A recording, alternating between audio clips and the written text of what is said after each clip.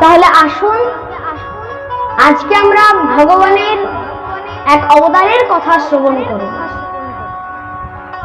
তো সে অবতারের নাম কি? সে অবতারের নাম হচ্ছে বামন অবতার। ভগবানের যে 24টি অবতার রয়েছে, খুব মন দিয়ে শুনবেন মায়েরা, ভগবানের যে 24টি অবতার রয়েছে তার মধ্যে এক অবতার হচ্ছে বামন অবতার। আচ্ছা, ভগবানের 24টি অবতার কি? দেখুন, আমি কিন্তু পাঠের মধ্যে অনেকবার বলেছি, আপনাদের সবাইকে আরেকবার বলে দিচ্ছি সে 24টি অবতার কি। দেখুন, প্রথম অবতার হচ্ছে সনকাদি। সনকাদি কাকে বলা হয়?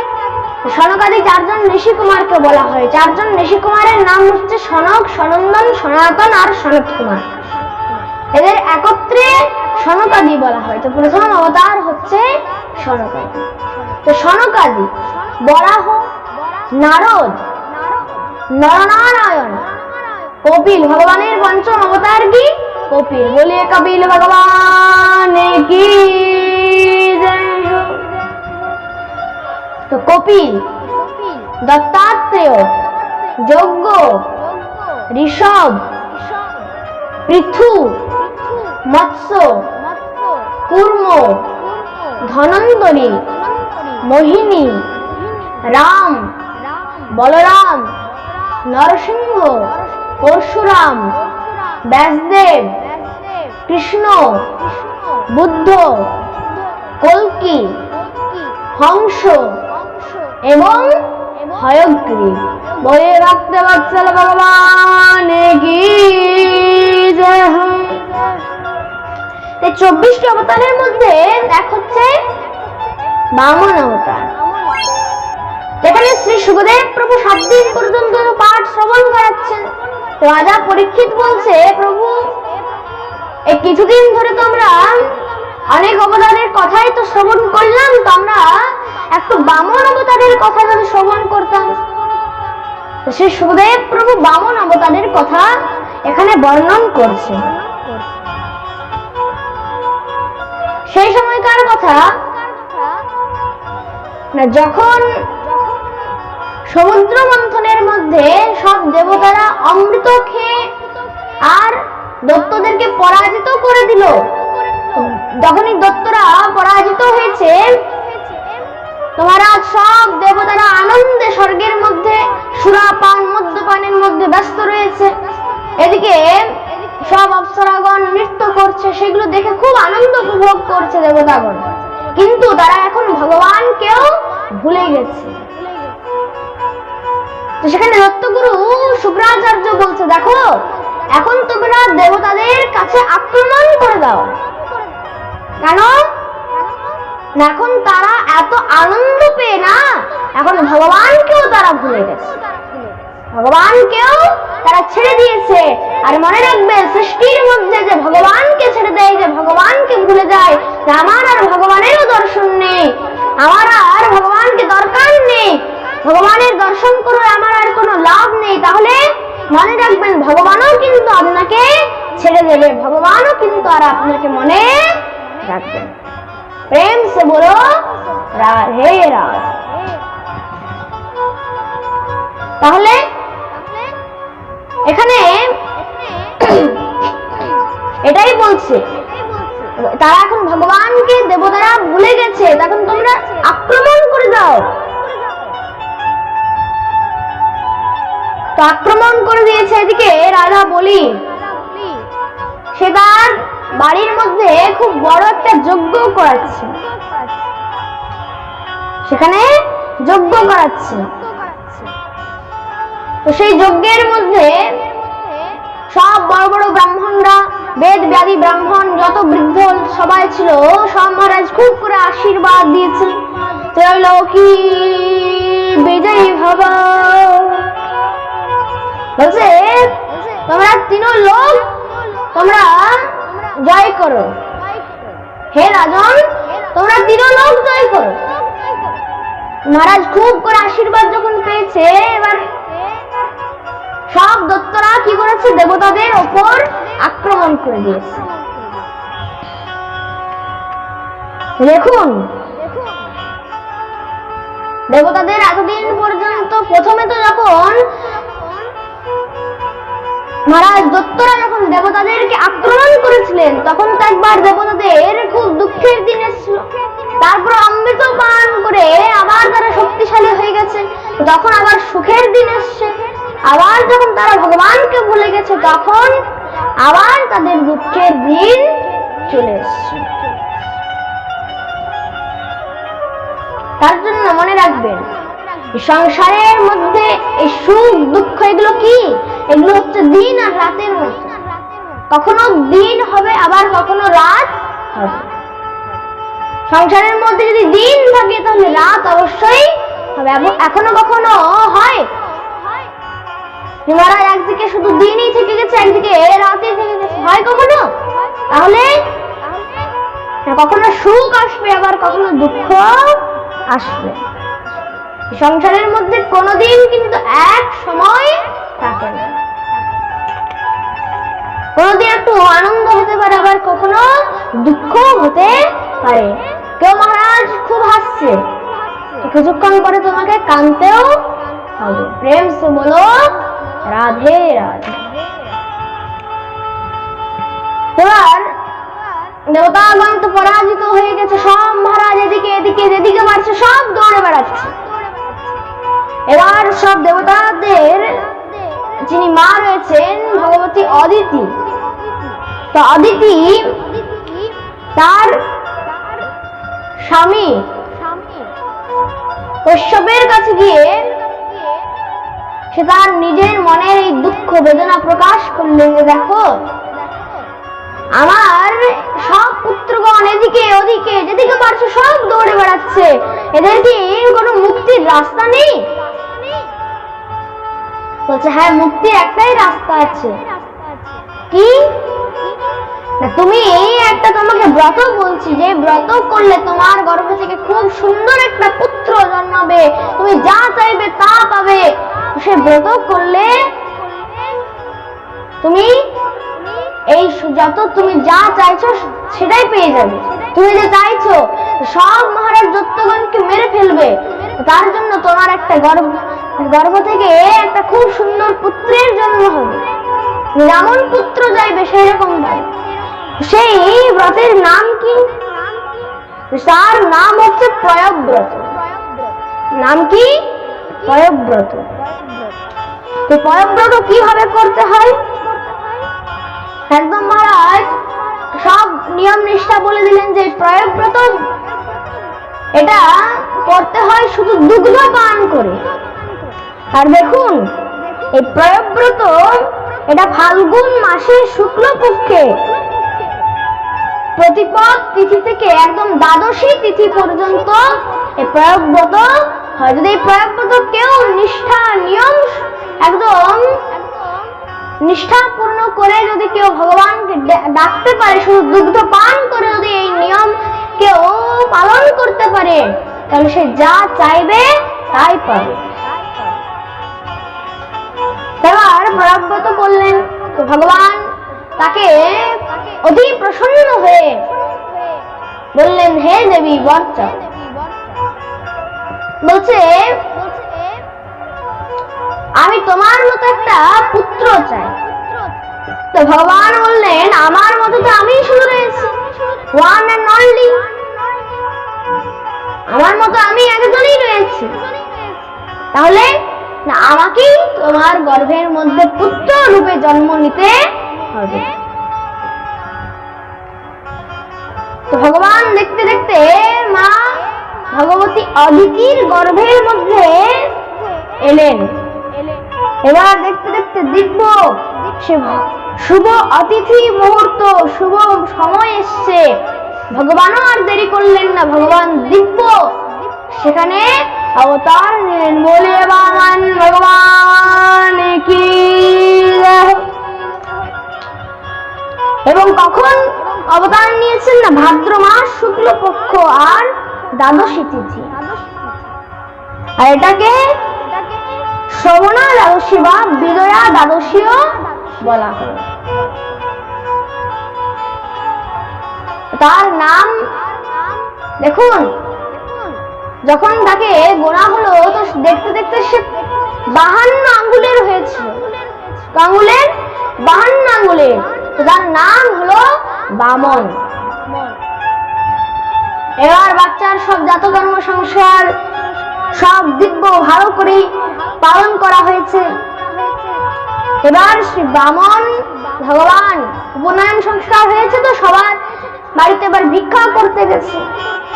তঙ্গবটুং বামনং দৃষ্টা মোদমান মহাশয়া কর্মাণি কারমাসু পুরস্কৃত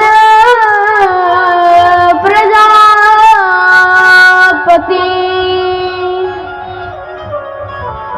দিব্য বামন ভবতার ভিক্ষা করতে বেরিয়েছে। কার দুয়ারে? রাজা বলির দুয়ারে। তো সব দেবতারা মিলে বামন ভগবানের দিব্য পুজো করলেন। সব মহারাজ দিব্য তার বন্ধন করলেন, সেবা করলেন। দেখতে দেখতে এখানে বামন অবতার রাজা বলির দুয়ারে এসেছে। ও রাজন, আর ওদিকে সে রাজা বলির যজ্ঞ চলছে। এদিকে সে ব্রাহ্মণ দেবতা বামন ভগবান তিনি ডাকছেন রাজা বলিকে, ও ব্রাহ্মণ দেবতা গো, আছেন কি বাড়ির মধ্যে? ও রাজন। যখনই শুনেছে রাজা বলি যজ্ঞ থেকে উঠে গিয়ে তাকে দৌড়ে প্রণাম করতে গিয়েছে। শুক্রাচার্য বলছে, আরে বলি এই যজ্ঞ থেকে একদম উঠবি না। তো বলছে, প্রভু কিন্তু আমার দুয়ারে একজন এসেছে, আমি কি করে না উঠতে পারি? সঙ্গে সঙ্গে দৌড়ে গিয়ে সে ব্রাহ্মণ দেবতাকে প্রণাম করলেন। তখন সেই রাজা বলি বলছে, প্রভু বলুন আপনার কি চাই? তখন বামন ভগবান বলছে, আচ্ছা আমি আপনার নাম শুনেছি খুব। কোন দিক থেকে? না, আমি শুনেছি যে আপনি খুব দান ধর্ম খুব করেন, আপনার নামই তো সেই বলি। বলছে, হ্যাঁ আমার নামেই বলি, বলুন আপনার কি চাই? বলছে, আমাকে যদি দিতেই হয় আমাকে বেশি কিছু চাই না, তোমার যেটা ইচ্ছা হচ্ছে সেটা দাও। তো বলছে, ঠিক আছে, দেখো আমি কিন্তু দেখছি আপনার তো 52 আঙ্গুলের আপনি হয়েছে, এত ছোট আপনার হাইট, আপনাকে যদি কম কিছু দিই তাহলে তো আপনার কম অনেক কম পড়ে যাবে। সাধারণ মানুষের চেয়ে আপনার উচ্চতা অনেক কম, তাহলে সাধারণ মানুষের যেটা হবে তার থেকেও আপনার কম পড়ে যাবে। তাহলে আপনাকে কিছু ভালো জিনিস দিতে হবে। না কি দিতে হবে? আপনার আমি একটা সেবা করতে পারি। কি সেবা? গাং কাঞ্চনং গুণবদ ধাম মৃষ্টং তন্নাথ পেয়মুত বা বিগ্রহ কল্যাণ গ্রামান সমৃদ্ধা স্তর গান গজানবা রথাং স্তরাহর্তম সম্পৃক্তচ্ছ। বলছে, আপনি যদি বলেন তাহলে আপনাকে একটা গ্রাম দিই, সেই গ্রামের মধ্যে আপনার রাজ হবে, আপনি মহারাজ থাকবেন। বলছে, না না ওইসব আমার চাই না। বলছে, তাহলে জমি দিয়ে দিই, সোনা দিয়ে দিই, কোন হীরা দিয়ে দিই, মণি দিয়ে দিই, মুক্তা দিয়ে দিই। বামন ভগবান বলছে, না না না রাজা, আমাকে কি এইসব মায়া মোহের মধ্যে তুমি ফেলতে চাইছো? আমার এসব কিছু লাগবে না, আমি একা মানুষ, ব্রহ্মচারী মানুষ। তখন বলি বলছে, ও হো বুঝতে পারছি, এখন একা তো ওই জন্যই এখন বলছো কিছু লাগবে না। যখন ব্রাহ্মণী আসবে তখন আপনি আপ ডিমান্ড হয়ে যাবে, একটা নীল পালিশ এনে দাও, একটা শাড়ি এনে দাও, একটা সোনা এনে দাও, একটা গয়না এনে দাও। আপনা আপ ডিমান্ড বাড়বে। তাহলে বুঝেছি, তাহলে আমি ব্রাহ্মণী কোথা থেকে আনবো? বলছে আচ্ছা আমি বুঝতে পারছি, তাহলে আপনার একটা ব্রাহ্মণী চাই। দাঁড়ান, আমাদের এই রাজ্যের মধ্যে একটা খুব সুন্দর কন্যা দেখে আপনার বিবাহ দিয়ে দেবো। বলছে না না, আমার এসব চাই না। তাহলে আপনার কি চাই? বলছে দেখো আমি একা মানুষ, ঘুরে বেড়াই, একাই হেঁটে যাই, আমার কোনো এসব চাই না। কেন? এই মায়া হচ্ছে, সংসার হচ্ছে মায়ার জাল। এই জালের মধ্যে, এই জঞ্জালের মধ্যে আমি ফাঁসতে চাই না। দেখো জালের মধ্যে কে ফাঁসে? জালের মধ্যে পাখি ফাঁসে, আর জঞ্জালের মধ্যে মানুষ ফাঁসে। প্রেম সে বলো রাধে রাধে। আরে তুমি আমাকে এত মোহের মধ্যে কেন ফেলছো?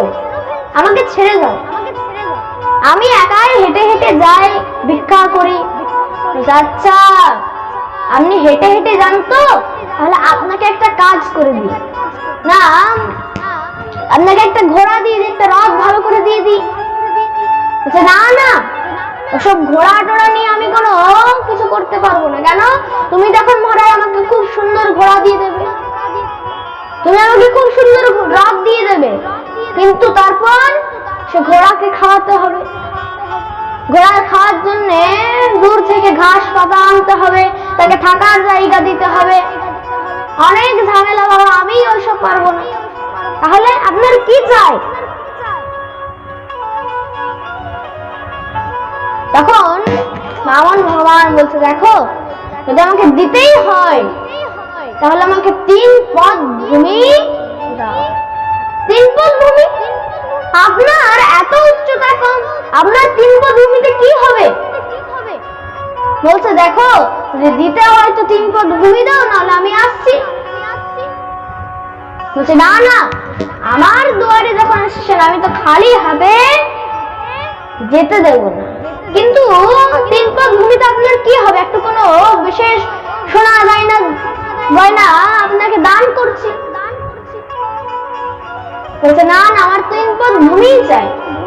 তো সেখানে দত্তগুরু শুক্রাচার্য সে মনে মনে ভাবছে আচ্ছা এ কে বেটা, যে আমার শিষ্য বারবার বলছে এত সোনা দানা দিয়ে দি, রথ দিয়ে দি, একটা কন্যা দিয়ে দি, মহারাজ একটা গ্রাম দিয়ে দি, শহর দিয়ে দি, এত বলছে, কিন্তু শুধু 3 পদ ভূমি চাইছে। কে হতে পারে? সঙ্গে সঙ্গে যখনই ধ্যানের মধ্যে দেখেছেন মহারাজ দত্তগুরু শুক্রাচার্য দেখছেন এ তো কোনো সাধারণ ব্রাহ্মণ নয়, স্বয়ং বিষ্ণু, সেই ছলিয়া, সেই কপটি। সঙ্গে সঙ্গে দৌড়ে গিয়ে শুক্রাচার্য রাজা বলিকে বলছে বলি একে কিচ্ছু দিবি না। কেন? 3 পদ ভূমির নামে তোর সর্বস্ব হরণ করে নিয়ে চলে যাবে। কেন? হচ্ছে বিষ্ণু, সেই ছলিয়া বিষ্ণু কপটি, সব কিছু সর্বস্ব হরণ করে নিয়ে চলে যাবে তো। দত্তগুরু শুক্রাচার্যের মনে কষ্ট হচ্ছে। কেন? যদি তার শিষ্য সবকিছু দিয়ে দেয় তাহলে গুরুর কাছে থাকবে কি? গুরুকে আর কি দেবে? শিষ্য যদি নিজের সবকিছু অর্পণ করে দেয় তাহলে গুরু তো আর কিছু পাবে না সেখান থেকে। তার মনে কষ্ট হচ্ছে, বলছে একদম দিবি না। বলছে দেখুন সামনে সব ভক্তগণ ভগবান বিষ্ণুর কাছে চাইতে যায়, দুয়ারে যায়, আজকে সেই ভগবান বিষ্ণু আমার দুয়ারে এসে আমি কি করে তাকে ছাড়তে পারি? চাচা তুই গুরুর অমান্যতা করছিস, তোকে আমি অভিশাপ দিচ্ছি, তুই শ্রীহীন হয়ে যাবি। অভিশাপ দিয়ে সে আর থাকতে পারলো না, সে বাড়িতে চলে গেছে। এবার যখন সে বলছে আচ্ছা আমাকে 3 পদ ভূমি দাও, নাহলে আমি যাচ্ছি। তো বলছে দাঁড়ান, আমি 3 পদ ভূমি দিতে রাজি রয়েছি, কিন্তু এমনি দিলে চলবে না। তাহলে বলে সংকল্প করে দিতে হবে। কেন? তুমি তো ভাই এখন আমাকে খুব সুন্দর দিয়ে দেবে, তারপর তুমি যখন মরে যাবে তোমার ছেলে পুলে নাতি পতি সতী টতি যত আছে সব মরা আমার কাছে আসবে, বলবে আরে এটা আমার বাবার জমি ছিল, এটা আমার দাদুর জমি ছিল, এটা তোমার জমি নয়, এটা আমাকে দাও। তাহলে সংকল্প করে জমি দিতে হবে। তাহলে সংকল্প কি করে হবে? তুমি নিজের হাতে জল নিয়ে সংকল্প করো। তো তখন বামন ভগবান দেরি করলেন না, তার যে কমণ্ডলটা ছিল কমণ্ডল থেকে জল বের করে বামন অবতারে এই ক্ষমা করবেন, ওই যে বলি ছিল রাজা বলির হাতে যখনই জল ঢালতে গেছে জল আর বেরোয় না মহারাজ, আর জল বেরোচ্ছে না। কেন না সেখানে দত্তগুরু শুক্রাচার্য সেখানে ছোট রূপ ধরে সেখানে ওই যে যেখান থেকে জল পড়বে সেখানে গিয়ে বসে গিয়েছে। কেন? আমি যদি এখানে বসে যাই তাহলে আর কোনো দান ধর্ম হবে না। তো বলছে দেখো বলি এখানে কিছু মনে হয় আটকে গেছে, কিছু পোকা টোকা আটকে গেছে, বের করে দাও। আচ্ছা তাহলে আপনার যে তুষের বস্তাটা রয়েছে এটা দিয়ে আপনি বের করে দেন। তো বলছে আচ্ছা ভালো কাজ আমার হাত দিয়ে হবে। কি করলেন না সেখানে একটা কাঠি বের করলেন, আর যখনই কমণ্ডলের এখানে জল যেখান থেকে বেরো সেখানে যখনই মেরেছে মহারাজ দত্তগুরু শুক্রাচার্যের এক টিউবলাইট ব্লাস্ট